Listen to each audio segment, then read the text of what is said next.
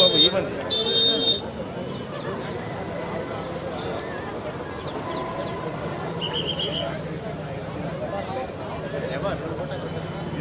ಬಿಡ್ಬೇಡ ನಾಟಿ ಎಲ್ಲರೂ ಹೊಣ್ತದ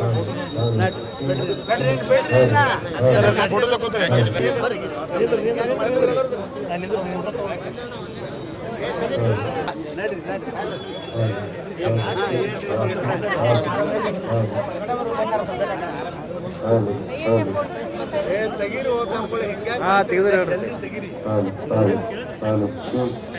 ನಿಮ್ದೇನು ಬೇಡ ನಮ್ಮ ಸ್ಟೇಜ್ ನಮ್ಮ ಪಾರ್ಟಿ ಆಗ್ತದ ನಾವು ಅಲ್ಲಿ ಇರ್ತೇವೆ.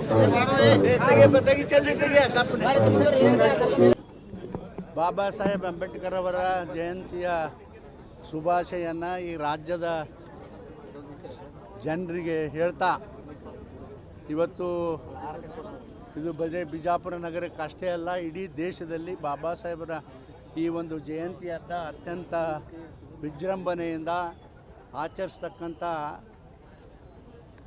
ಆಚರಿಸಕ್ಕಂಥದ್ದು ಇದು ಎಲ್ಲರ ಕರ್ತವ್ಯ ಅಂಥೇಳಿ ಭಾವಿಸ್ಕೊಂಡು ಇಡೀ ದೇಶದಲ್ಲಿ ಈ ಒಂದು ಹಬ್ಬದ ವಾತಾವರಣದಲ್ಲಿ ಆಚರಣೆ ಮಾಡ್ತಾರೆ.